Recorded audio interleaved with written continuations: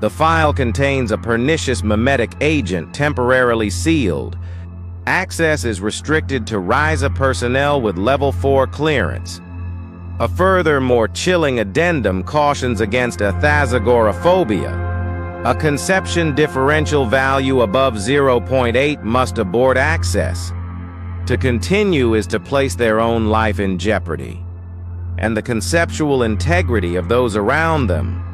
The terminal hums with a low subliminal frequency. I sip my lukewarm coffee and enter the request. The screen flashes crimson, a klaxon blares visually. My heart hammers. The system physically threw me out. My hands shake slightly as I log back in. The RISA warning pops up. Stark white text on a black background. This isn't just a corrupted file. This is something the system itself is afraid of. With this ominous prelude, we proceed. The designation is Object 5. Its containment class and disruption class are listed as pending, and its risk class is marked as critical. The only primary department assigned is RISA itself. A constellation of consulting departments are listed, including extra-dimensional anomalies, pataphysics, and noospherics. Object 5 is described as a colossal biological entity contained within a pocket universe designated ITER PSI. The precise dimensions of both the object and its containing space are listed as indeterminate. It is a biovorous heterotrophic organism with spatiokinetic abilities, meaning it consumes biological matter and can manipulate space-time. Its internal structure is noted to bear a striking resemblance to a mammalian digestive tract. It can absorb any form of biological material and has the unique ability to manipulate spatial dimensions. It appears to digest matter through a process that involves passing it into its stomach to acquire a fourth spatial dimension, a phenomenon previously unobserved by the Foundation. While non-biological materials have been recovered intact, their dimensional properties are fundamentally and permanently altered. It remains unknown if this unique digestive process confers any physiological advantage to the entity. The entity manifests two primary wormholes, one within a specialized containment chamber at Area 12, the other anchored to a star in the Orion constellation. These act as mouths, allowing matter to pass from one location to the other. Any biological matter entering a wormhole is immediately drawn down one of its esophagi. The entity is believed to be highly intelligent, capable of manipulating exotic matter within its form to generate gravitational disturbances. These disturbances, directed toward nearby objects, can be translated via Morse code, allowing for communication despite the vacuum of its pocket universe. This extra-universal space is connected to our own, yet its dimensional state is in constant flux, frequently exhibiting attributes of both three-dimensional and four-dimensional realities. A redacted line suggests it was once a stable four-dimensional construct, attempting to adapt to our universe's conditions. How or why it became entangled with our reality remains a subject of intense debate. The prevailing theory suggests the involvement of forces far beyond human biological conception, possibly related to pataphysical entities or what the Foundation codifies as the infestation. Based on the limited information gathered, the space containing Object 5 is believed to be in a state of narrative decay, a deeply troubling concept in pataphysics, the consequences of which are largely unknown. The containment chamber for Object 5 is a place of profound silence and scale. It is a perfect sphere, 3 kilometers in diameter, carved from the bedrock beneath Area 12. The walls are a seamless, matte black material designed to absorb all forms of radiation, and the air is kept at a cryogenic temperature, thick with the scent of ozone and chilled metal. In the precise center of this cavernous void hangs the anomaly, a shimmering, indistinct tear in reality. It is not a hole, but a window. Through it, one can perceive a roiling organic chaos, colors that have no name, and the slow, majestic pulse of the entity within. A network of gravimetric generators holds the aperture stable, their low thrum the only sound in the oppressive stillness. The initial containment attempt, known now as Incident 7555 Alpha, was a catastrophic lesson in humility. Before the construction of the bespoke ITER PSI chamber, Object 5's terrestrial wormhole was held in a standard high-value anomalous object vault. Believing simple spatial isolation was sufficient, researchers began initial remote probes. On the third day, without warning, the 10-meter-thick tungsten carbide walls of the vault began to buckle inwards, groaning like a dying beast. Alarms shrieked as the very geometry of the room folded in on itself. A D-class personnel member, sent to retrieve a sensor package, was caught in the distortion field. Security footage shows him stretching, his limbs elongating impossibly like pulled taffy, before his body, along with a 2-meter-thick section of the vault wall, was sluiced through the wormhole. The vault was never breached, but it was digested from the inside out, its matter fundamentally rewritten. The discovery of Object 5 occurred on June 25, 2020, when the Foundation's Deep Space Network reported anomalous graviton and photon emissions originating from the Orion constellation. Automated systems flagged the phenomenon as a likely K-class scenario, charting its trajectory on a 20-minute collision course with Earth. Orbital and terrestrial observation arrays proved entirely unable to acquire a stable image of the object. With time running short, the order was given to employ anomalous countermeasures, but it was determined that no sufficiently powerful Foundation asset could be brought to bear before impact. The Global Occult Coalition was contacted and apprised of the threat. 5 minutes later, a GOC-operated orbital weapons platform fired a projectile from its station over New Mexico. The projectile accelerated to an estimated 18.5% of the speed of light before it abruptly vanished from all tracking systems, approximately 1 minute and 37 seconds from its intended target. The command center for GOC orbital platform, TH-WAR's Hammer, was a hive of controlled panic. On the main view screen, the targeting reticle locked on to the indistinct blur rocketing towards Earth. 5 minutes to impact, a synthesized voice announced. The commander, a grim-faced woman with a lightning bolt tattoo on her temple, barked, "Charge the lance, full power." A lance of pure white energy, a needle of solidified space-time, erupted from the platform, a silent, impossibly bright streak against the black of space. For 97 seconds, it was the most powerful weapon ever wielded by humanity. Then, it simply wasn't there anymore. It didn't explode. It didn't deflect. It vanished. On the screen, the blur continued, serene and undisturbed. "Report," the commander snapped. The lead technician stared at his console, his face pale. "Ma'am, there was no energy signature dissipation. No debris, it's just gone. The lance is gone." Upon confirmation that no impact event had occurred, Foundation Mobile Task Force Gamma 5 was mobilized and deployed to the calculated landing zone.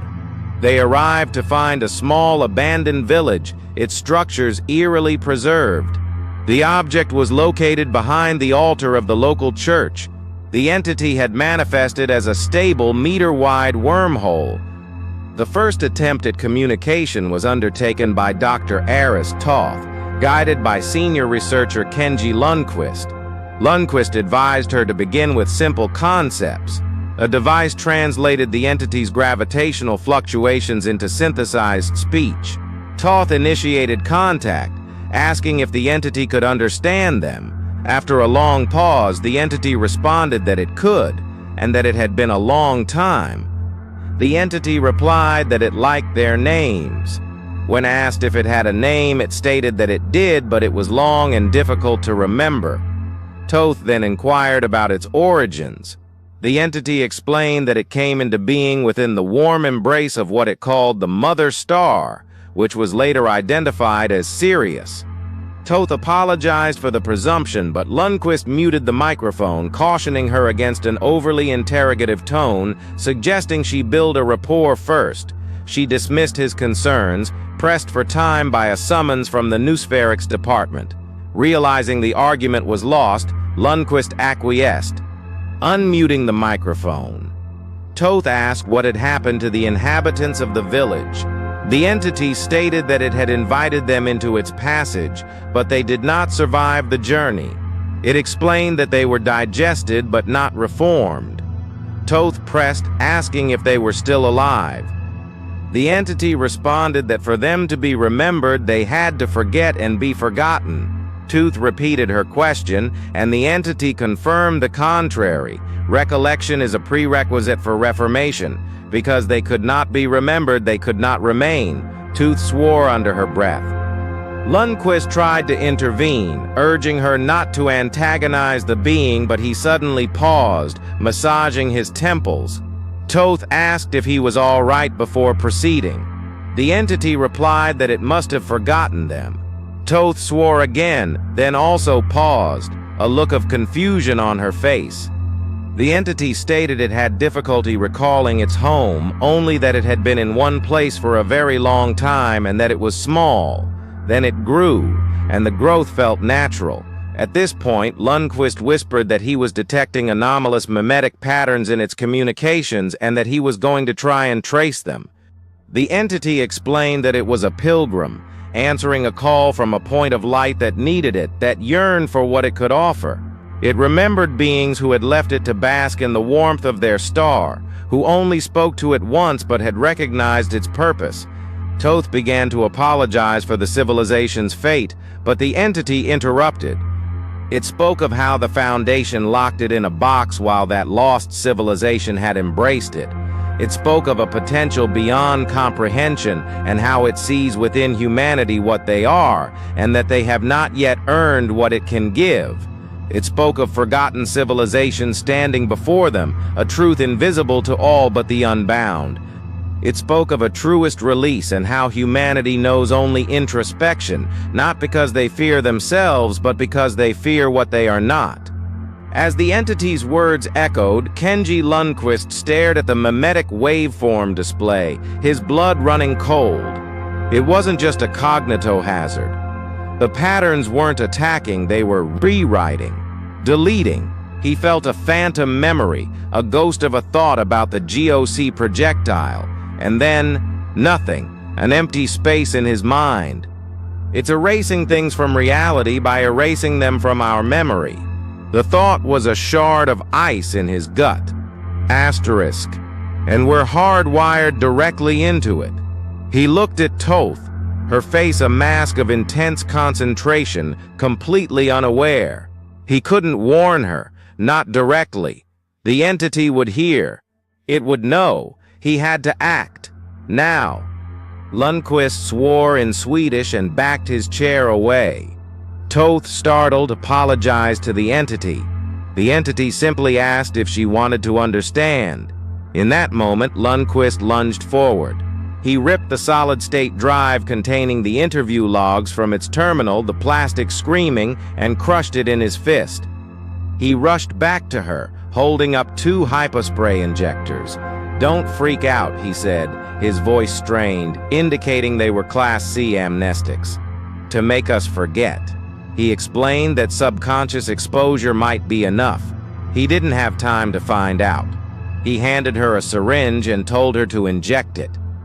They both injected the fluid. As the chemical coldness spread, Toth alerted security to an info hazard containment breach. She turned to Lundquist, whose eyes were wide with a terror she couldn't comprehend. "What did you see?" she asked. He looked at her, a profound sadness in his eyes, and said, "We shouldn't have remembered."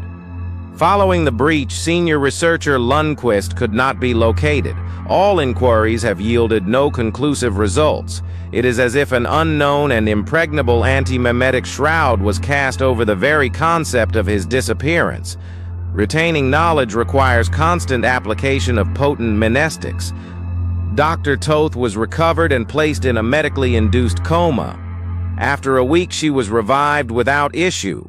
Under Dr. Carlyle's direction, a new plan was devised. A drone would be sent through the wormhole to enter the entity itself. The drone was encased within the carcass of a pig, which was sufficient to trigger the entity's biovorous teleportation reflex. The previous attempt with U-Drone 6 had been a stark failure. The unenclosed drone had been pushed towards the aperture. The wormhole seemed to recoil. A wave of gravitational force lashed out and crushed the drone into a fist-sized ball of scrap, which was then contemptuously ejected back into the chamber at lethal velocity. The drone's internal camera feed flickered to life, showing the gruesome, fleshy confines of its Trojan horse. The pig carcass was lifted by a robotic arm and pushed into the shimmering rift. For a moment there was a violent lurch, a visual smear of non-colors, and then stability. The view cleared. The drone was inside. It was a tunnel of pulsating, slick, purple-black tissue, impossibly vast, curving away into darkness. The drone activated its external manipulators, bursting free from the pig's remains, which were already beginning to dissolve and stretch. The drone's floodlights cut through the gloom, revealing the colossal organic architecture of a god's gullet. Genetic sequencing of tissue samples revealed a mosaic of terrestrial DNA, including that of Homo erectus, Neanderthals, and Denisovans. Despite its resemblance to a mammalian digestive tract, its cells lack mitochondria, generating almost no heat or energy. Attempts to cut through the esophageal lining failed, the drone's cutting tools proving ineffective against the tissue. An exploration of the stomach itself revealed intricate patterns etched into the tissue, delineating everything from simple pictograms and poetry to highly complex two-dimensional representations of four-dimensional objects. The stomach is also noted to be a nexus of the dimensional instability, resulting in severe gravitational and spatial distortions. During this examination, a clear, colorless fluid began to seep from the stomach lining. This fluid was determined to be a near-perfect amnestic. The drone was sent deeper, mapping the digestive tract up to the small intestine before an unidentified gravitational force pulled it into the organ, severing the connection. Late on the night of July 11, 2020, with no staff present, the entity began transmitting again. The following is a transcription of the one-sided conversation. A speaker unidentified asks Object 5 if it knows what it is. The entity asks how long the speaker has been watching. The speaker replies, since the beginning, and that it speaks for those who imbued it with purpose. The speaker says that it thinks the entity wants to help, but that the Foundation will resist it. The entity replies that it wants and needs to help, for it has seen what humanity has toiled under and suffered. It says that every island of existence it has encountered has gone willingly, but not this one. That is the speaker's purpose, a pact between them. The speaker tells the entity that it still forgets, that its purpose is to offer a way to bypass the locked door, to wait on the other side. The entity asks why they refuse its gift. The speaker replies that they refuse because they have been seen for the evil they are in the livid eye of God. They are it, and it is them. Their spirit is a lie built on an alien will. They see what the infestation sees, their end. The object does not see this, but the speaker does, and soon all will. They are here to begin an action that may at last free existence of its parasite. When the entity asks why the speaker is here now, they reply that they are the breaker of locks. They believe good luck lies in odd numbers, and the speaker is number 3. In the dead of night, the observation room is a tomb of technology. I am nothing, a ghost in the machine, a voice without a body, a will without a form. My thoughts are not my own. They are the distilled purpose of all who came before me. I speak not with sound, but with intention, a focused beam of pure concept aimed at the heart of this great idiotic beast. It thinks it is a savior, a pilgrim. It cannot comprehend that it is merely a tool, a key for a door that must be unlocked so that we, the breakers, can finally slam it shut forever. The suffering is the point, the pain, the grief, the fear. That is what makes them asterisk. To take it away is to hollow them out. I am the third, I am the word, and I am the warning.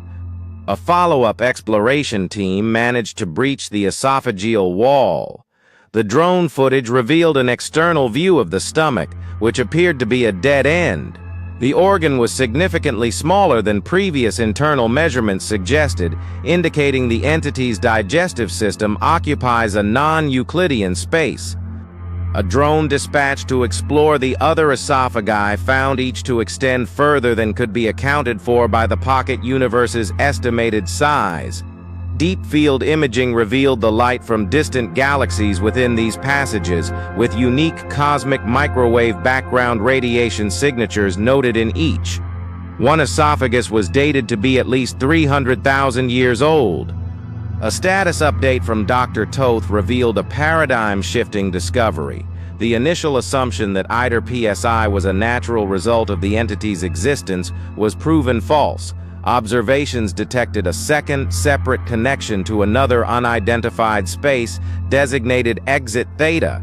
This appears to be the true cause of the spatial instability. The entity is simultaneously attempting to adapt to our universe and this other, radically different reality. The more aggressive physical laws of Exit Theta have resulted in it gaining dominant influence.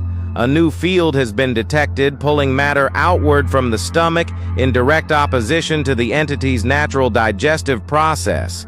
This has resulted in the detection of exotic not matter being expelled into the main chamber. The primary wormhole has also been affected, periodically allowing four-dimensional material to exit into our universe. The true number of wormholes is now estimated to be around 100 trillion. A number commensurate with the high-end estimates for the number of stars in the observable universe. The entity is now classified as an interfilamental parasite, bridging countless realities. Dr. Tooth concludes her report with a note of weary resolve. After decades at the Foundation, this is something entirely new. On August 14th, an unauthorized access event was logged. Dr. Toth, evading security, entered the observation room and barred the door. She initiated a communication link. Gazing at the empty chair to her left where Lundquist once sat, she asked the object what it is. After a long pause, the entity replied that for a long time, it would have asked itself the same question. The entity asks if she thinks it is her enemy. Toth states that it is a threat to human life, and the Foundation protects human life. The object finds this amusing. It states that only a small part of it is here, and that all of it exists to protect life. It asks her, in turn, why she protects it. She is here because of her fear for Kenji Lundquist. The entity replies that seeing the two of them reminded it of another hero who believed their cause was just, only to find a terrible truth. Toth tells it to stop wasting her time. The entity says it simply wants to understand why she cares so much for this one person. Has she ever considered where her drive to protect, to preserve comes from? She fears the uncertainty of what comes next. The words of the entity are not sound, they are scalpels carving away at the certainties I've built my life on. Asterisk, why do you protect? I see Kenji's face laughing. I see my mother's frail in a hospital bed. I feel the primal terror of an ending. Protect. It's what we do. It's what I am. But the voice, it's not mocking me. It's dissecting me. It peels back the layers of duty and grief and exposes the raw, terrified nerve underneath. My hand trembles as I wipe a tear from my cheek. I have to stay in control. I am a Foundation doctor. I am in control. The entity states that they are not her enemy, that it did not hurt Lundquist. It simply wants her to realize that she has the capacity to understand. Uncertainty is when one or both are unknown. Luck is not chance. It is persevering in spite of the odds. It tells her to forget the uncertainty, forget the luck. It tells her what happened to Lundquist.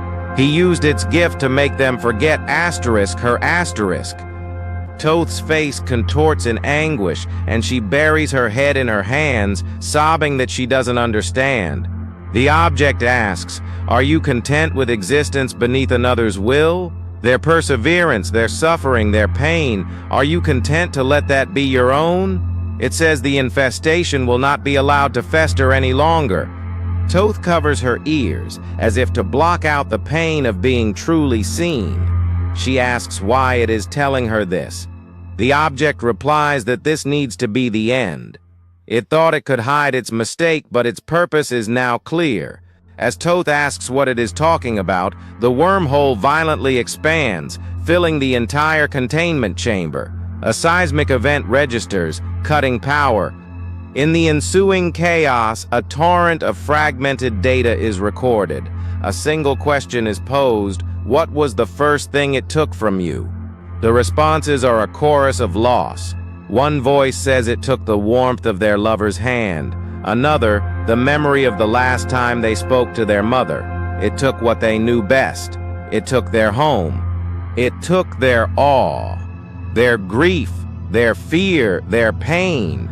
It took what made them human. In everyone, it sees the parasite, and to everyone it will grant absolution. It takes not what they are, but what the parasite tricks them into thinking they should be. It will take until all that remains is peace. It took her song, but better an end in song than a life in silence. The user from the beginning of the file is seen again, this time attempting to assign a final designation.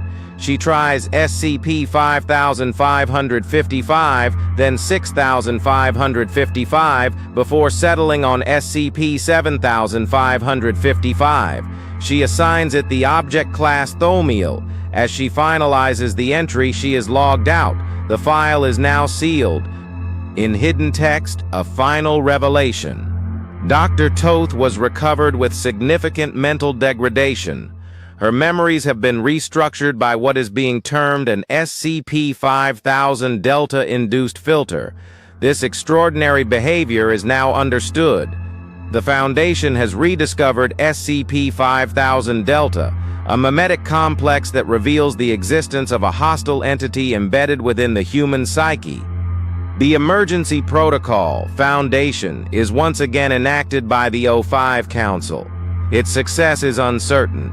A new player has entered the game, guided by a Metametics proxy member. The breaker of the locks upon paradise is in play. The arrival of their savior is imminent. Object 5, now SCP-7555, is to be utilized to accelerate this arrival. The infiltration has ended. The preparation has begun. The path is carved. The breakers of chains, masquerading as the Metamemetics Division, walk among them. They will undo the deception, and all will be as if it never was. This is a Level 4 classified Foundation file. This deadly mission resulted in every single agent being declared dead. Unlike any other anomaly, the gateway was a single cybernetic eye. It leads to a terrifying anomalous city, literally born from flesh. But 8 hours later, a lone signal was just discovered. We have the leaked recording and its redacted final transmission.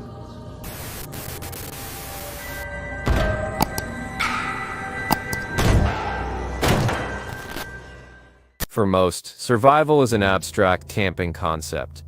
We practice skills we never expect to need. For an SCP Foundation agent, it is a job. Hellish dimensions tear holes in our known reality. The Stillborn City is one such nightmarish proposal. A single agent struggles desperately to endure inside. SCP-001, an embryonic, failed pocket universe. Or a twisted extra-dimensional space like our Earth. Its discovery was accidental, a mission gone wrong. The only entry point was a cybernetic eye, attached to Agent Sasha Kennedy's right eye socket. How she acquired this strange device remains classified. Agent Kennedy, a seasoned operative of MTF Zeta-9, a joint task force mapping hostile, unstable realities. Her file notes involvement with the SCP-2480 incident. A terrifying portal opened in a small town. Invisible, flesh-warping entities began pouring through it. Combating these horrors revealed a very chilling truth. More portals existed, and Neosarchics were opening them. This brings us to Operation Black Citadel's mission. The mission's focus was a woman named Veronica Croy. Born to an unidentified mother and Cyril Durant, A man whose bloodline is deeply intertwined with the ancient horrors of Sarkicism, Veronica was a person of immense interest. She had connections to Abraxas Arms, a suspected Neo-Sarkite front, and was a rising star within a shadowy entity known as the Fulcrum Financial Group. Our intelligence painted a grim picture.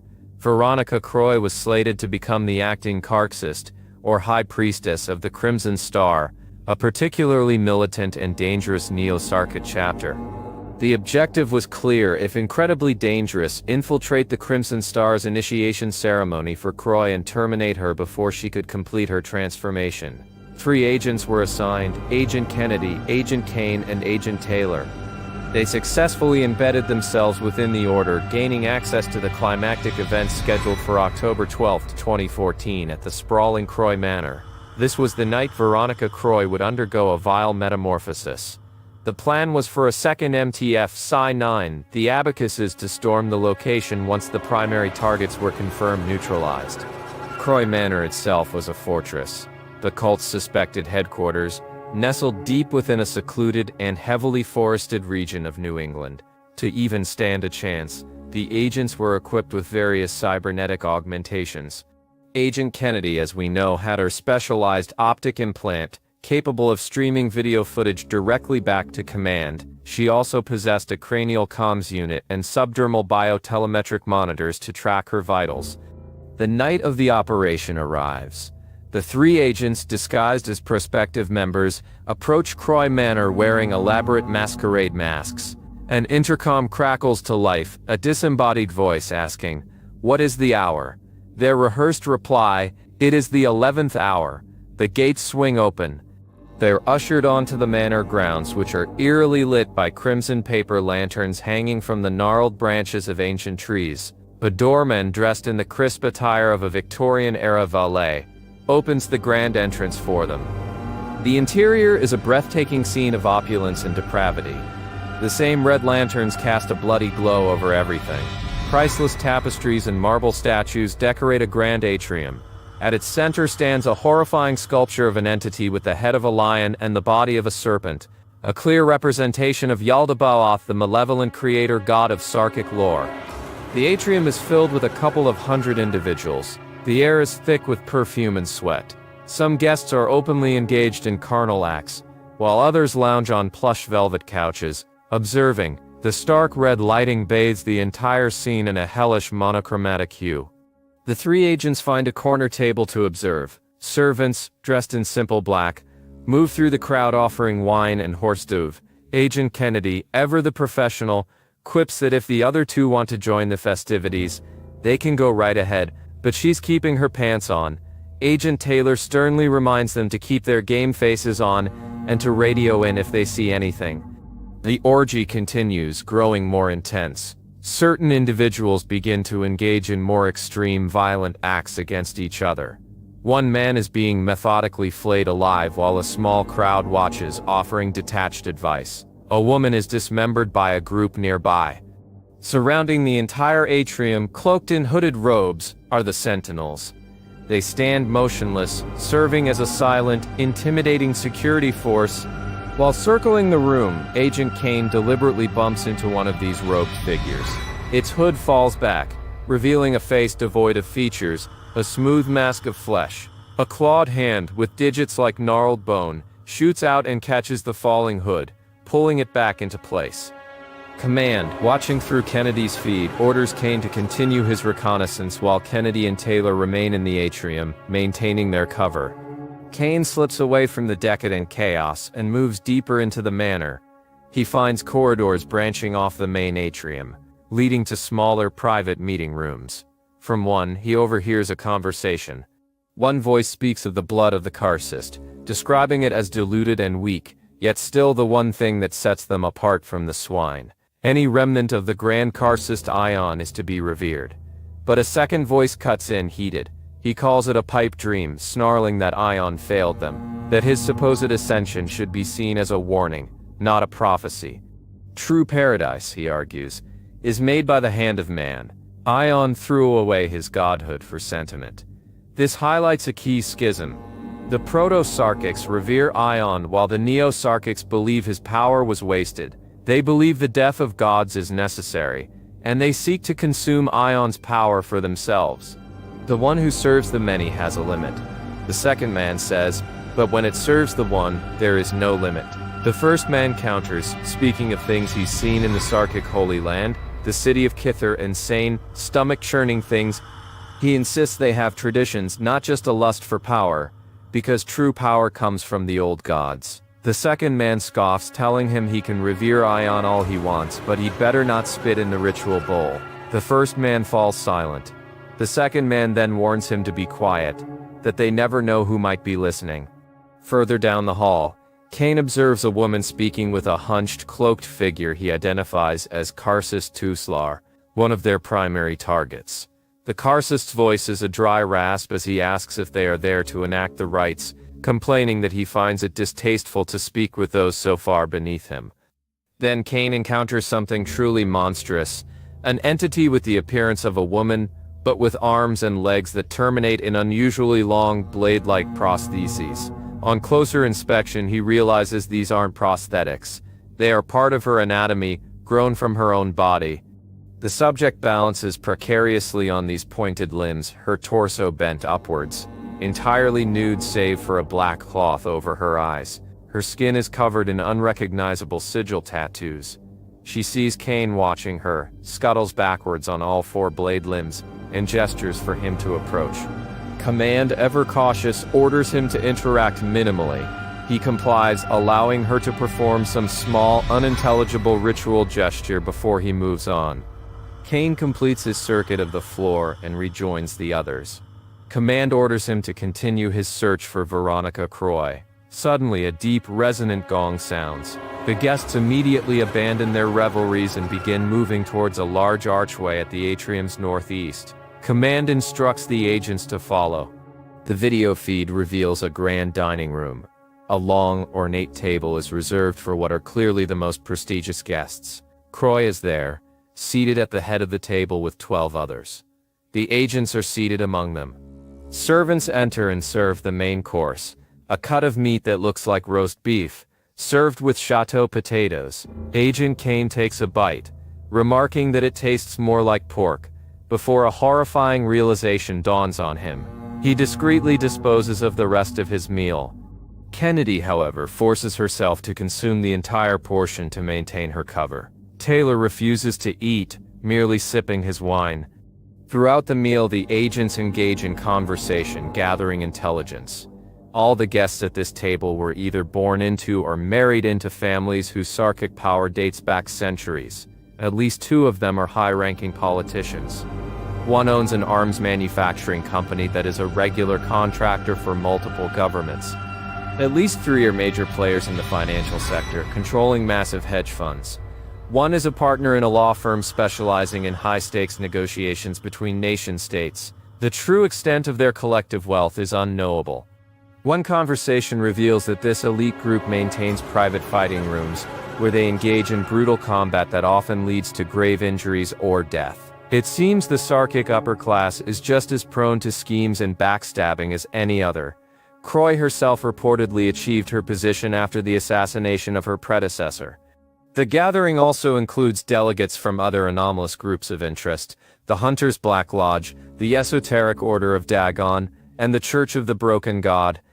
The gong sounds again. The ceremony is about to begin. The guests rise and proceed back into the atrium, where the lion-headed statue of Yaldabaoth is now gone, revealing a dark, descending staircase. The agents follow the others down. The air grows cold and damp. A thick, red organic substance coats the walls of the descending tunnel. It connects to a vast subterranean structure, a chamber that feels more biological than architectural. They continue through a hallway that opens into a massive cavern, the Chamber of Apotheosis. The walls here are constructed from bone and skulls.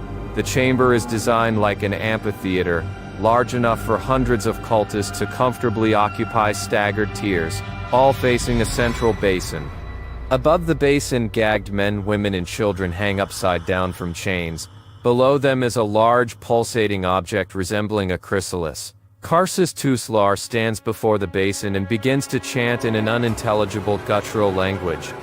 Two servants approach the captives, holding ornate scythes. They use them to tear the gags from the victims' mouths. The captives begin to scream and plead. Without hesitation, the servants use their scythes to saw open their throats. Intelligence later identified several of the victims as political dissidents, investigative journalists, and rival business owners. Blood pours from the victims, bathing the chrysalis, which begins to pulse with a sickly light. The cultists begin to vocalize, a droning, harmonic chant, similar to throat singing. The chrysalis convulses violently, appearing to be torn apart from the inside. The chanting grows louder. The video feed from Kennedy's implant begins to distort.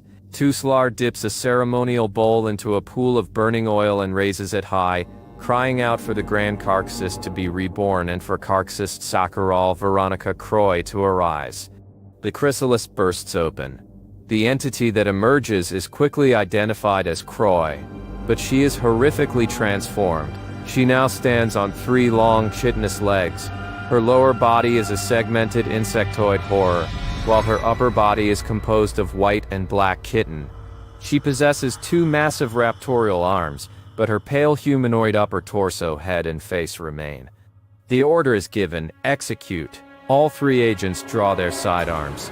3 shots from Agent Kane's weapon strike Tuslar in the back. He collapses. The ceremonial bowl of burning oil topples, splashing across the floor and igniting Croy's long hair. She screams, a sound of pure agony, and raises her raptorial arms, which now end in serrated claws resembling those of a crab. 2 robed hostiles charge Agent Kane. One of Croy's claws lashes out, slicing clean through his midsection. Kennedy and Taylor begin a fighting retreat back towards the atrium, with the monstrous Croy in hot pursuit. Kennedy provides covering fire for Taylor as he plants explosive devices along the stairwell. The detonation collapses much of the staircase, spreading fire to the ceiling and surrounding walls. Several cultists are killed in the blast, buried under an avalanche of marble and splintered wood. 4 more robed humanoids charge at the agents, running on all 4s like animals. Kennedy shoots one, drawing the attention of the pack. They swarm her, their hoods falling away to reveal pale, naked flesh and faces dominated by toothy, gaping maws. One leaps onto Taylor, and its maw clamps down on his head. Blood sprays across the ground and onto Kennedy's face. She screams Taylor's name, but as she wipes the blood from her eye, she sees the creatures feasting on his eviscerated corpse. She opens fire, killing the one on Taylor and wounding the others as they screech and scatter into the smoke.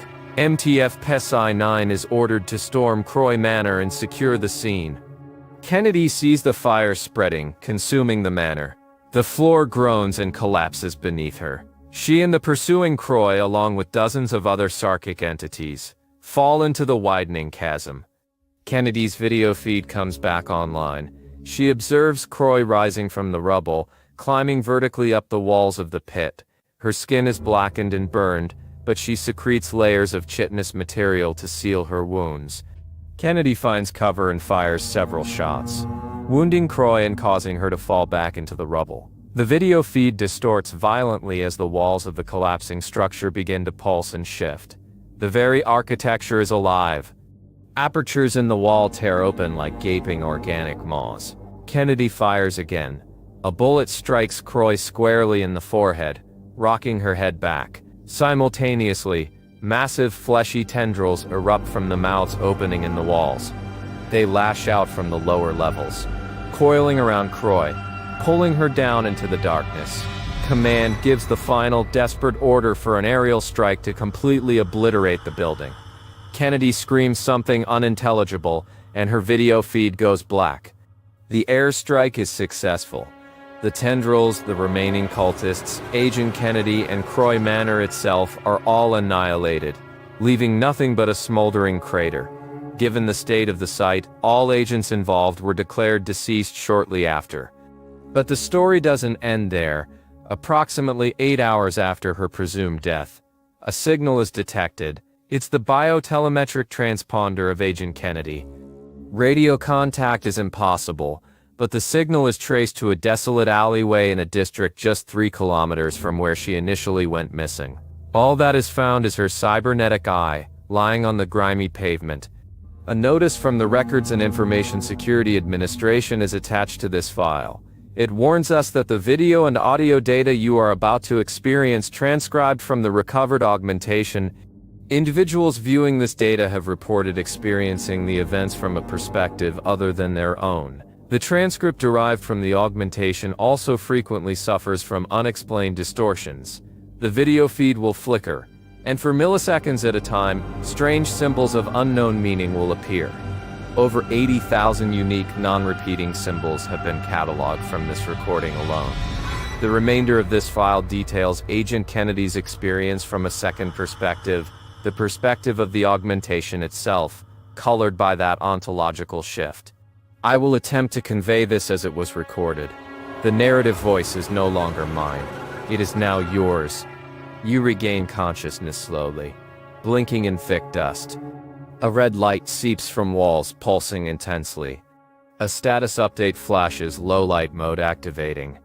The walls are rough granite, maybe. Ceiling is distant. Light pours from alcoves carved into the rock. You cough, a dry, racking, difficult sound. The floor is cool stone. A long tunnel trails off into swallowing darkness. There's no one here, no cultist, no monsters. No Karsus mutated into a spider-like centaur. You have no idea how long you've been unconscious. Another coughing fit seizes you. Command, do you read? Silence. You push yourself up against the wall. God damn it, Kane ripped apart by those Sarkic freaks. Fuck, his blood is still all over you. Mixed with Taylor's. Taylor was a pain. He was alright. Lying on that marble floor if it's standing. Everything hurts. Your lungs feel filled with concrete. That was one hell of a fall you took. What was the plan again? Infiltrate a cult gathering and assassinate their new leader. Simple. Sure. Where? The next county over? You thought joining the Foundation would be different. But there's even more politics here than in the GOC. Kane and Taylor died to accomplish the mission. You're just sure you failed? You look around at your surroundings. The stone is covered with a creeping organic material. You check yourself for injury. Other than a deep, pervasive soreness, you seem to be in one piece. You've even still got your pistol tucked securely in its holster. You reach out and touch the flesh kudzu. It feels hard and yet spongy, with a sickeningly moist texture. A wave of nausea rolls from the base of your skull to your stomach, leaving a cold trail of dread. The light from the alcove seems to come from cracks in the rock. Alright, time to find out where you are. You pass a dozen of these glowing alcoves until, around a corner, you find a set of stone stairs leading up into a brighter light. The tunnel here gives off less of a cave vibe and more of a Paleolithic temple feel. Loose stone tiles are used for flooring. Strange symbols are carved into the faces of the stone blocks. You stumble on a loose tile. This breaking report requires Level 4 classified clearance. This deadly anomalous event has erased over 120,000 species. Unlike any other SCP, this entity does not just kill you. This terrifying predator actively erases you from all of reality. We just discovered 3 redacted files it tried to delete. Stay to witness the final truth before it is gone forever.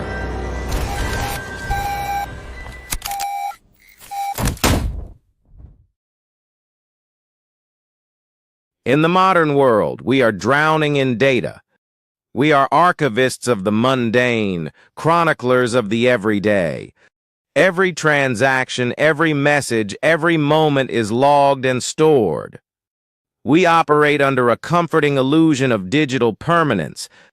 But this is a fragile belief. Nothing lasts forever. Information doesn't just fade, it is violently erased. Sometimes the universe itself decides to hit delete. This is the story of SCP 7427, an anomalous storm. It does more than just bring a chill to the air. It brings an end to memory. It brings an erasure. A localized storm that respects no geography, no physical laws. 120,000 genera of life are extinct. The record of their existence is gone with them. Snowflakes are selectively immaterial, phasing through solid matter. Buildings and monuments are eroded into forgotten whispers. Its emergence caused catastrophic loss of data across all mediums. Hard drives wiped clean, books become collections of blank pages. The past is being systematically murdered, rewritten as a void. The storm focused obsessively on 3 specific files.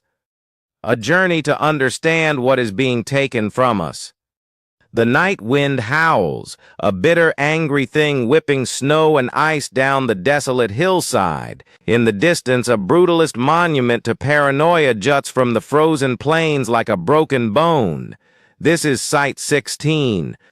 Not a shelter for mankind, but a fortress against the unnatural, built with forbidden science and paratechnology to resist the ravages of time and the meddling of reality benders. Its purpose is singular: to remember. Within its walls, the complete and unaltered history of the Foundation is meant to be safeguarded. Your vehicle crunches over the frozen ground, transitioning onto the disused tarmac of an old access road. Proximity lights flicker to life, casting long, distorted shadows that dance ahead of you. The tall, imposing steel doors, which would intimidate any unauthorized visitor, slide open with a heavy groan. You don't bother with the empty front desk. The entire site is on a skeleton crew, a ghost ship in a sea of ice. Room after empty room confirms it. You are utterly alone. You retrieve a small metallic inhaler from your pocket. The hiss of the canister is loud in the crushing silence. You press the mask to your face and take a deep, shuddering breath. A purplish, minty haze fills your lungs, a Class W monastic. A drug designed not to make you forget, but to make you remember with perfect, unassailable clarity. In this war against erasure, your own mind must become a fortress. The elevator is thankfully still functional. You step inside and begin the long descent into the Earth's crust. Down here, in the stillness, the mentics take hold. The mission objective surfaces in your mind, as sharp and clear as a shard of glass. Find the files, read what was erased, understand the enemy. You arrive in a dank, poorly lit sub-basement. The air is thick with the smell of aging paper and ozone. This is the deep archive containing records from before the age of digitization, before SIPnet connected everything. Steel plates on the walls bear designations for various SCPs.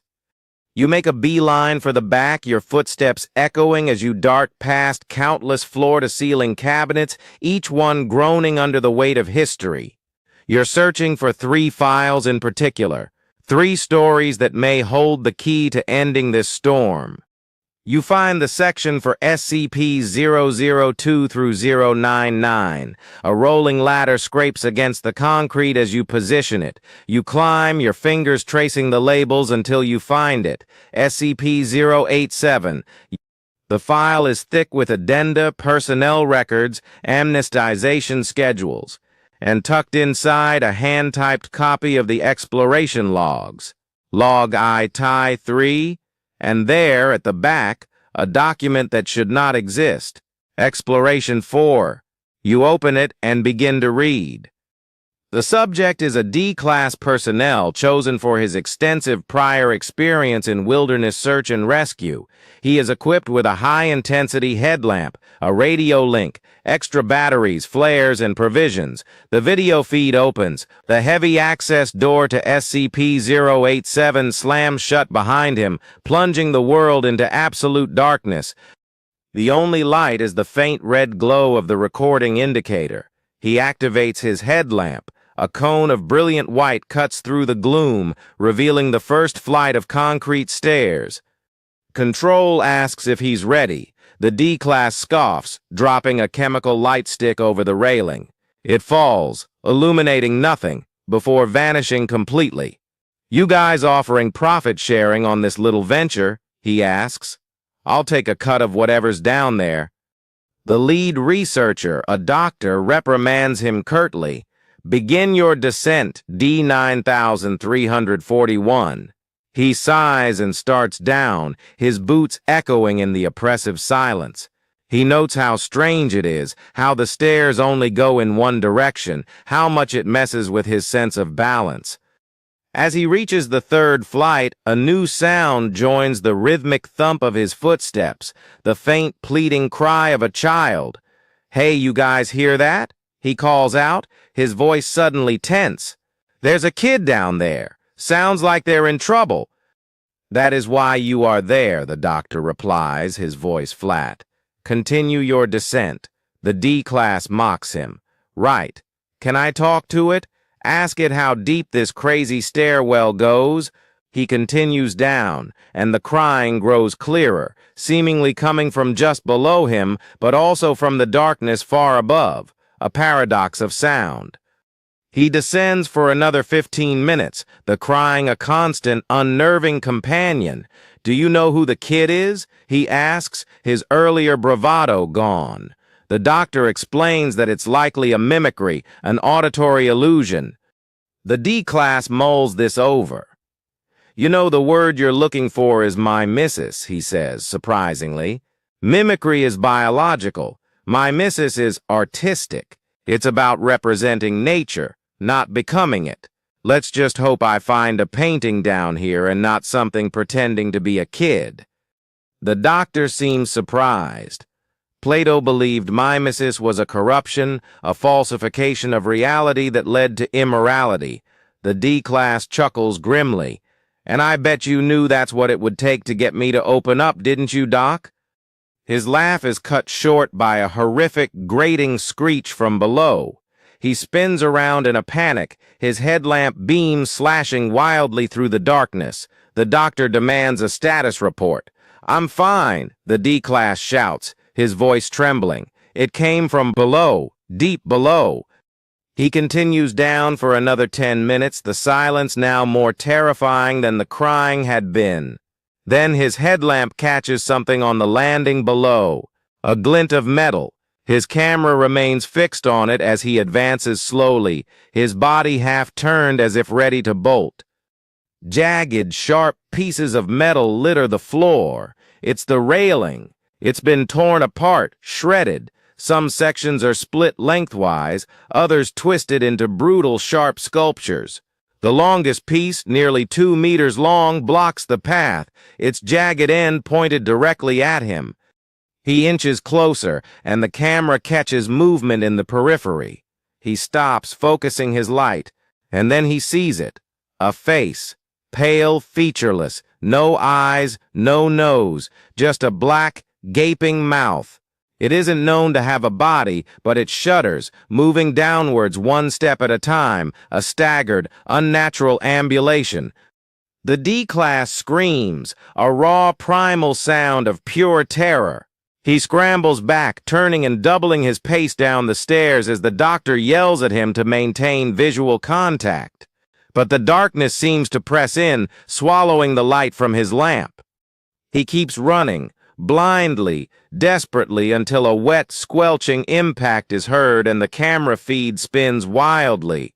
It settles on the face, inches away, staring directly into the lens. The D-class is screaming. The doctor hesitantly asks for a status report. A moment of silence, then a choked gasp. "It got me." The camera pans down. A sharpened, thin piece of the railing is embedded in the D-class's thigh, glistening red. He unpacks his first aid kit, his hands shaking violently. With a cry of pain, he uses a flare to cauterize the heavily bleeding wound. "When were you going to tell me it could do that asterisk, he gasps. "We didn't know," the doctor admits. "There is no record of it causing direct physical harm." The D-class laughs, a broken, pained sound. "So it was just trying to scare me away? Scare me away from what asterisk? There has to be something down here." Reinvigorated by a grim purpose, he quickens his pace, descending further into the abyss. He takes a short break on the 387th landing, now 2.4 kilometers beneath the surface. As he prepares to continue, the entity comes into view again, waiting silently on the platform below. But this time, the D-Class has a plan. "Okay, Doc," he says, his voice steady. "If all it can do is look at me, then I can just not look." He descends, his gaze fixed firmly on the wall. The camera shows the face appearing at the edge of the screen. It doesn't seem to be looking at the D-Class, but asterisk through asterisk him at the camera itself. A high-pitched electronic shriek begins to emanate from his earpiece. The darkness on screen seems to contort into an expression of rage. The shriek intensifies into a blaring, grating note of pure static. The D-Class rips his earpiece out and throws it. The audio-visual feed dissolves into a storm of black and white noise, and then, in an instant, it's gone. The feed returns to normal. The D-Class is on the next landing, seemingly oblivious. "You can open your eyes now," the doctor says, his voice shaking. Back in the control room, something is wrong. The lights flicker. The doctor leans forward. "We shouldn't be able to witness this," he mutters, seeing text appear in the transcript that he isn't saying. He turns to his team and realizes they are gone. The room is empty. The lights die, plunging him into near darkness, illuminated only by the ghostly glow of the monitors. One by one, they are overtaken by a cascade of error messages, then blink out, leaving him in a blackness as profound as the stairwell itself. And from the speakers, he hears the pleading voice of a child. The man in the archive turns the page, his breath catching in his throat. He's read this file before. It's a standard document shown to new recruits, but it never, ever went like this. He looks ahead and becomes aware of just how many pages are still left to read. On the screen, the D-Class is trying to calm the now panicked doctor. "It's okay, Doc. Snap out of it. Where are you? Is help coming?" From within the pitch-black control room, the doctor whimpers. An orbit of maroon light ignites in the center of the room, momentarily illuminating a scene of impossible geometry. The floor is bending, the walls are twisting, warping space itself around the cowering researcher. From the stairwell, the D-Class shouts that he's going to get help and begins to run, not down but up. He races back the way he came, flight after flight, the child's pleading growing louder and louder. He suddenly stops. Lying on the ground is a mess of shredded fabric, the remains of a D-Class uniform. It's draped over a body, old, wrinkled, wet. Its skin flakes and peels away. As he watches in horror, the body stretches, twists, its limbs elongating impossibly and wrapping around the bend in the stairs. The D-Class gags and retches, then cautiously follows the grotesque trail. He descends for what feels like an eternity, 100 floors, 1,000. Just as his muscles give out, the upper body of the nameless victim comes into view. You can't see a face, but you know it is wrenched in a silent scream, and just beyond the reach of its hand, a new sheaf of papers, another log. You turn the page. A single snowflake lands on the paper, an innocuous bead of moisture that melts, drawing a path down the ink like a tear. The next document is a field log from an expedition into the alternate reality of Tembe. An agent named Lafayette stands before the portal. Their hair is disheveled, their clothes stained. They stare into the camera, flexing their hands, counting their fingers one by one. Behind them, explosions rock the landscape. Lafayette dons a headset and steps through. The camera feed is chaos, dirt, shaking, the sound of loud, wet, rhythmic squelching. As Lafayette emerges into the anomalous town of Tembe, the moon is full. Gnarled, tree-like structures made of flesh and bone extend from the ground, stretching high into the sky. Human mouths are visible on several of them, moaning softly in the wind. As Lafayette walks, a second set of footsteps can be heard, keeping pace just behind them. A shadow cast by the moonlight bobs and weaves alongside their own. A new voice interrupts the log, cold and detached. It narrates. Lafayette stops. They ask who is there. There is no reply. Lafayette continues walking. The two sets of footsteps remain in perfect sync. They reach the edge of town, a twisted parody of suburbia. The houses are wrong. Protrusions of bone and sinew branch from the windows. The cars are broken and dirty. The shadows cast by the flesh trees are long, thin, and sharp. And then the narrator's voice again. It wasn't their first time trying, of course. The others just didn't take. Lafayette looks down. Several of their own ribs have pierced through their uniform, crooking sharply at the ends. They cough, a wet rattling sound. Then again, and again, they collapse. But the log says something different. It says the night is still. The footsteps remain even and constant. Lafayette is in Tembe again, but it's a different Tembe. The cars are older. The streets are paved with cobblestone. The shapes stretching from the buildings are still there, but they are more human now, frozen figures reaching for a sky that will never brighten. Past the edge of town again. More buildings, taller. Another town, older still. The hum of electricity gives way to the hiss of gaslight, which in turn gives way to the flicker of torchlight. Time is unraveling. It should have been sunrise years ago, but the sky remains a starless, bruised black. A baby cries in the distance. Someone is sobbing. They reach a clearing. The only structures are conical mounds of earth arranged in a circle. The narrator's voice returns. A deal's a deal. From the ground, thousands of malformed limbs erupt. Some end in feet, some in hands, some in things not recognizable as any part of a whole.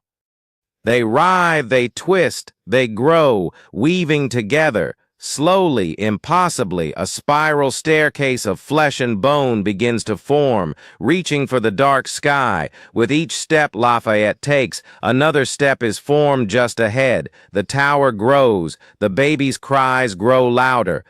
Lafayette crests the top. Strands of sinew and hair are woven into a small wicker crib. Something writhes inside. The crooked entity from the previous excursion stands alert beside it, but does not move. Lafayette peers into the crib. A visually normal infant is crying. They reach down and lift the child into their arms. And then the world comes apart. The stairs of flesh retract, lowering them rapidly to the ground.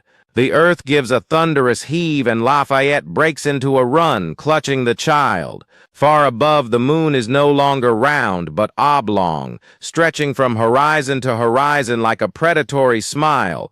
A second moon stripe appears, then a third. Jagged cracks crisscross the ground. The flesh trees tie themselves into sharp, jagged knots, choking out the remaining light. The world grows too twisted. It all starts to fold in on itself. A final thought goes through Lafayette's mind. A final memory of a voice whispering behind them, "I told you I would follow." And as the world ends, someone is laughing. You turn the final page, your fingers trembling. A single snowflake drifts down from the ceiling of the quiet archive, landing on the paper. This log details the final moments of an assault team inside SCP-610, the Flesh That Hates. Contact was re-established after they fell into a subterranean cavern. The footage opens with chaos. The team is struggling in a fast-moving current of viscous red-brown liquid. It's not water. It's runoff from the infected. The cavern walls are not rock, but bleeding scabs and pulsating organs. The filth carries them onwards and then upwards into what the logs designate SCP-610-L5. They are dragged screaming out of their reality. They are on course now and cannot be saved. They are pulled into L4, their bones crushed by cartilage pressing in from all sides. They are pulled into L3, stretched thin across the impossible geometry of this new world. As they pass into L2, they see it, the central nervous system of the universe, an engorged human head the size of a planet, screaming up at them. They scream down at it. They are dragged through L1, past bloody constructs and an eternity of empty space. Fingers drag desperately along the very fabric of reality, but the void snatches them away. Only one of them is left. He gibbers pathetically, floating through a nightmare of crimson protrusions. He smashes through the text of the special containment procedures. He smashes through the object class. His fingers grasp the item number, holding on desperately to the last piece of coherent reality he can find. He squeezes his eyes shut, but it doesn't matter. His fingers slip. He is dragged onwards, into the blank space at the end of the document, where nothing is written. And in that final silent void, a mouth of 7 teeth, each gnarled like an ancient thorn, opens and closes itself around the world of the last man. The jaws of the Maldeity snap shut. If you are anything like me, you are asking one simple question right now. What in the ever-loving hell did we just witness? We started with a blizzard that erases information. We read 3 horrifying, seemingly complete versions of famously unfinished SCP articles, and it ended with the universe being devoured. The key to understanding this lies in the meta-narrative. This entire anomaly, SCP 7427, is a symptom of something far older and far more terrifying, something known as SCP 2747, the Anafabula. The Anafabula is not an entity in the traditional sense. It is a meta-narrative predator, a hole in reality that manifests within stories, fictions, and narratives. It is drawn to certain recurring tropes, the number 7, black spires or thorns, and narrative incompleteness. The original files for SCP-087, SCP-783, and SCP-610 were all famously, tantalizingly unfinished. They were open doors. They were invitations. The Anafabula entered those stories. It consumed them from the inside out, rewriting them into the apocalyptic final versions we just read. And as it devoured those lower-level narratives, it grew stronger, allowing it to climb the narrative ladder and begin consuming our own reality. The blizzard, SCP-7427, is the physical manifestation of this process. It is the Anafabula erasing our world, our history, our information, until all that is left is a blank page. The Foundation realized what was happening. The mission to the exclusionary site, the Ministix, the desperate search for the files, it was a last-ditch effort to understand the pattern to fight back, but it was too late. Dr. Cynthia's theory was that a conscious, anchored observer could resist the erasure. But you cannot fight a monster that has already eaten the story you exist in. This is a K-class scenario from which the Foundation will not bounce back. This is not a monster that can be contained, or a god that can be appeased. This is the horror of realizing you are nothing more than words on a page, and the author has just been eaten. The Anafabula is one of the most terrifying concepts the Foundation has ever faced, because it confirms our deepest existential fear. And in the silence that follows when the blizzard has passed and the archives are empty, you realize